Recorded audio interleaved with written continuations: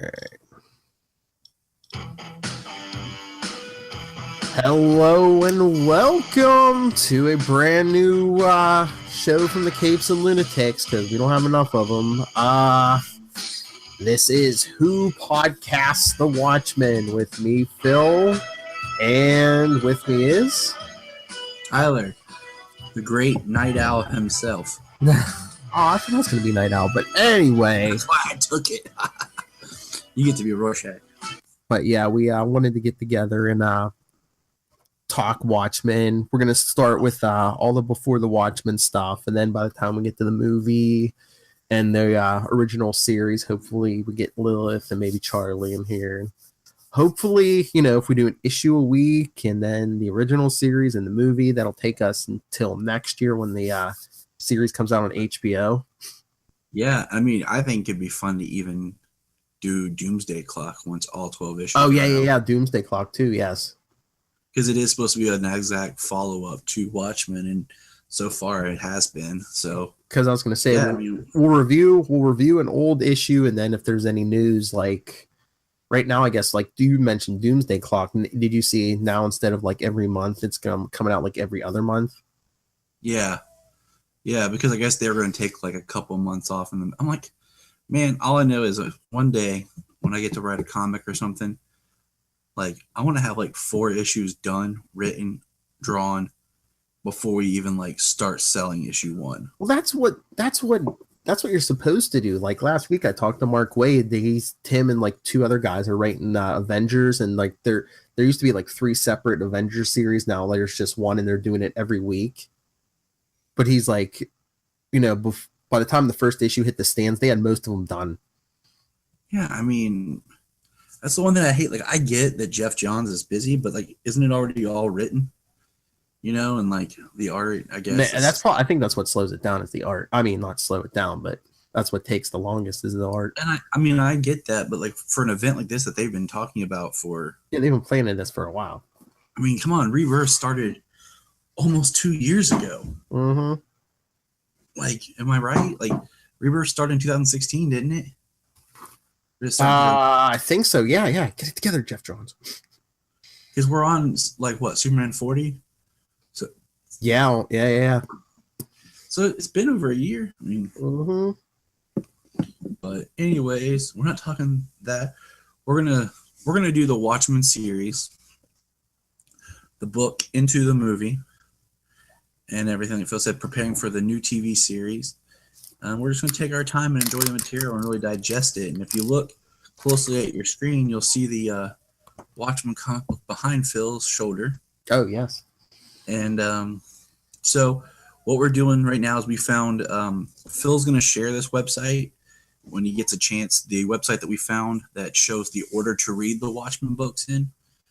Okay, if I remember where it's at, but I think I have the link somewhere in my notes too. I was going to say, do you want to do the exact order, or do we just want to do a mini series at a time? Like we're doing Minutemen now. Do you just want to do all 6 Minutemen and then go on to another one, do every issue of that? That's fine. It might be easier for people instead of jumping around back and forth. So we're gonna start with the Minutemen.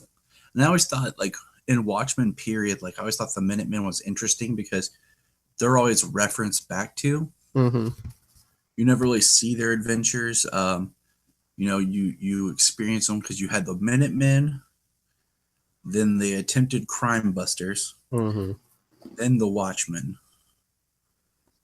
And I always thought it was just kind of interesting how that all played out. And the Minutemen was like looking at, if you want to make your comparison, that's your Justice Society type people. I mean, I'm never like big on prequels, but I think, I don't know, these were like, they're kind of prequels, but it's like that original Watchmen miniseries was like the end of the story. It's like, Yeah, it's like Star Wars. Yeah. Yeah, apart. But yeah, I mean, I'm really looking forward to when we get to the Dr. Manhattan ones. Yes. Because I think they're written beautifully, and like it takes your mind and you're just like And when we get there, we can look for clues for Doomsday Clock. And when we get there, we can do LSD. We're like Dr. Manhattan, bro. Not just playing. We don't do it. Look at him wearing a blue shirt. He's trying to be Dr. Manhattan.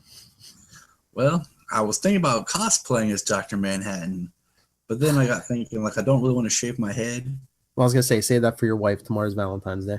And just be like... Just keep your pants on. Or my black diaper. But, all right, let's get into this. So we're doing Minutemen number one. Written and illustrated by the late Darwin Cook. And I think his art is perfect for this. Yes. It's got that old-timey like pulp feel, and yeah, I mean, it just seems like the kind of, it just fits so great with the time. And Darwin Cook, most famously probably known for Justice League New Frontier. Yes. So if anyone's out there thinking about that. So yeah, we'll start off the book when it starts is being narrated by an older Hollis Mason. Mm-hmm. So this would be Hollis Mason probably shortly after he quits being Night Owl, when he first retires from being Night Owl, because his book hasn't been published yet, The Under the Hood. We get him sitting in his room and he's talking to his publisher. They're talking about things, and then you got about 3 pages of that till it cuts to kind of the flashback, and we see that great picture of all the Minutemen standing together. Yeah, right up there. Boom. That's why you should subscribe to us on YouTube. You can see it all. Yeah, like, just, you know, referencing back to the movie, if people have seen it, like, if you think about it, like, that scene, that picture shot was greatly recreated. But I mean, yeah, this is the type of story, like I was saying, you need a prequel for, because, you know, in the movie, in the original miniseries, it's like, you know, they show all these heroes, or they call them out. It's like, who's that? Who's that?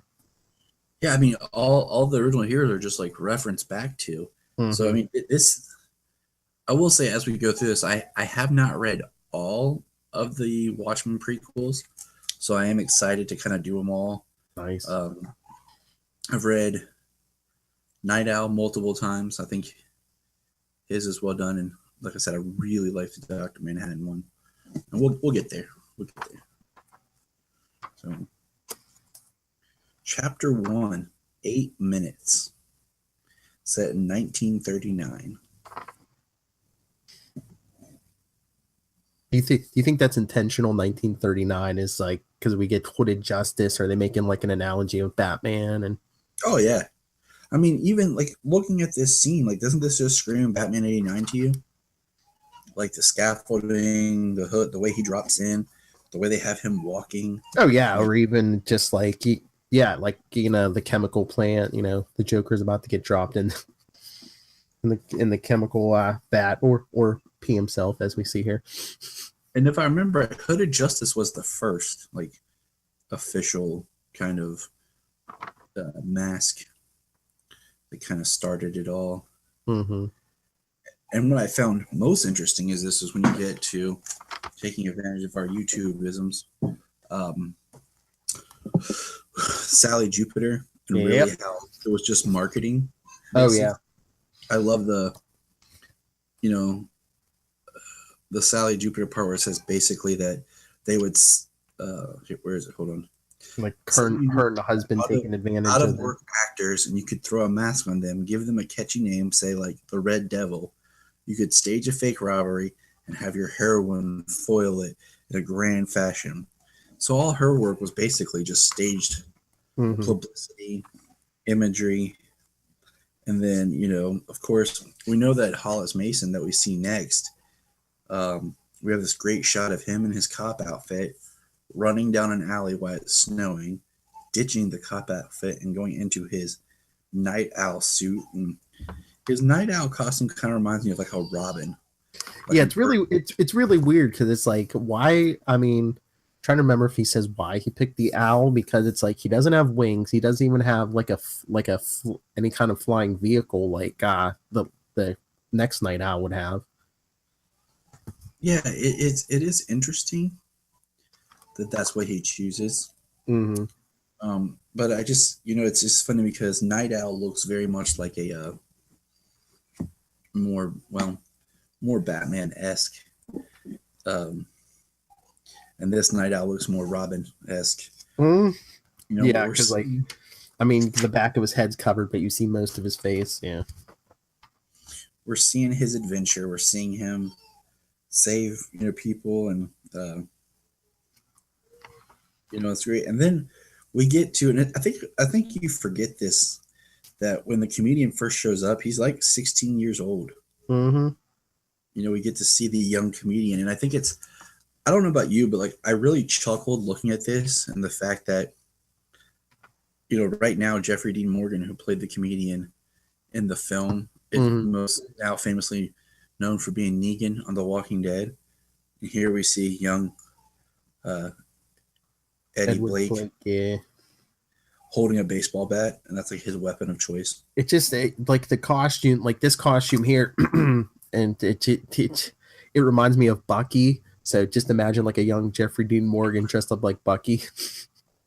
Yeah, and I love the fact that he like beats all these people up in this bar, I guess, Mm-hmm. and then like scares the bar owner to death and robs him after saving him.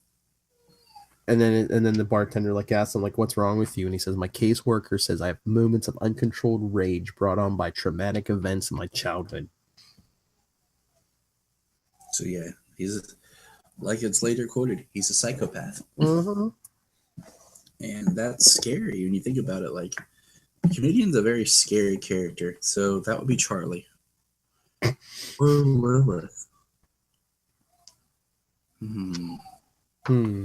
If she's watching or listening, I could see you as the comedian at times. I'm probably going to get beat up in my sleep. But I thought this was interesting when we talked about in the next part with the moth, where it talked about like what it took to be able to fly and glide and excuse me. And like he was scared of his own creation. Like it shows him drinking before he takes off for his first flight. And what's funny is as I'm sitting here looking at this, it reminds me of the opening scene to Kick-Ass. Mm-hmm. He's narrating and the guy's standing on top and he goes to take off and he just like falls flat in the car. And I like how this is like little just things about each character. Like next it's Dollar Bill, who looks like just a bank mascot that got blown out of proportion. Well, like I'm trying to remember. I don't know if he was much more than that because, like, I think Hollis even says, like most of us, I met Dollar Bill at the movies. Yeah, he's like that mascot character they tried to make Captain America in the first Avenger movie. Yeah, basically, yeah. He's selling war bonds. Mm-hmm. And this is the one I find most interesting. Is the silhouette. Oh yeah. Like this is. I think this is really deep, and this really speaks to her character. See, you just this would be your Lilith Hellfire because she wouldn't be afraid to break a guy's face. It's true, and like you see her going after this carpet roll, and you're like, why is she stopping? And like they're smuggling kids in it, and I think that's like that just like hits you hard because you're like, wow, that's some serious stuff. And I know you're listening to this, Lilith, eventually, and you know it's true. If you were a costume hero, you would break a guy's face. You know it. Oh, she would. Probably more than his face. Oh my. Arms, legs, whatever. Whatever it takes. We wouldn't walk very well. But then it's weird, like she doesn't wear a mask. I mean, she has a hat, but no mask. And then we get Captain Metropolis. I find him interesting just because he just seems like he's the goody-goody. But once again, he wants to form this team. Mm-hmm. And it talks about how he got the base where they're going to form out of operation, bought it from Canada because it was a factory plant that went out of business before it was finished. And he's rich. He has a manservant.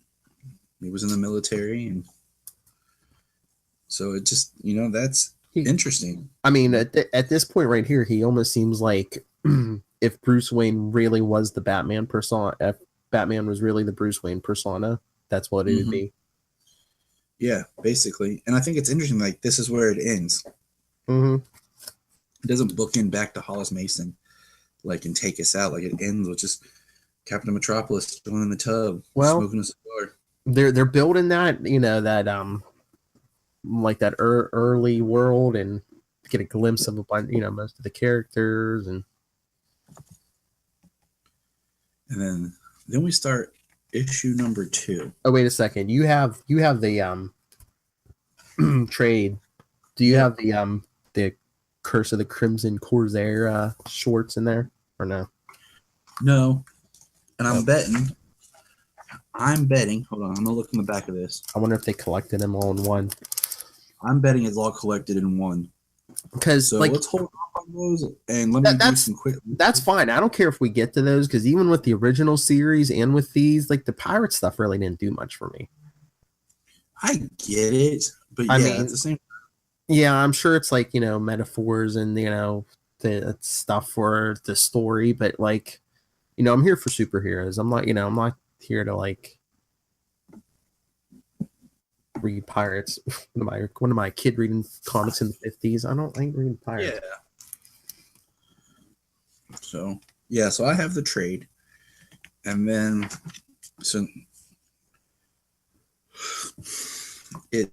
it's Minutemen number 2. Go ahead, Phil. You lead this one. I'll kind of lead the first. Oh, wait a second. No. We're gonna do that as a whole separate episode. So. Oh. Yeah. No. I told you we're doing one issue at a time. So let's cut this off here. If you're watching on YouTube, we'll be back. If you're listening on the podcast, you'll get episode 2 next week. If you want to read along with us, like we said, we're going to do the whole Minuteman miniseries first, then we'll jump to another one. Any comments, reviews about the book, about us, what would you like to hear? Email us, capesandlunatics@gmail.com. We're on Facebook, we're on Twitter @capeslunatics, and our voicemail 614-382-2737. That's 614-38-capes. And Tyler, where can people talk to you? You can talk to me at jtypatrick@gmail or on Twitter. You can also find me on the Krypton Report, where we talk all things Superman, Supergirl, and Krypton. Oh man, I forgot. I wanted to start with a tagline and finish with a tagline. I guess I can finish with the tagline. Finish with it. You can always re-edit it. Yeah, or I could just stay tuned for episode 2 and I'll do the tagline. But all right. Well, until next, if you're listening to the podcast, until next week, remember, who watches The Watchmen? We watch The Watchmen, so you don't have to. Good night, and what's like a 1939 thing? Good night and good luck, Mr. and Mrs. America.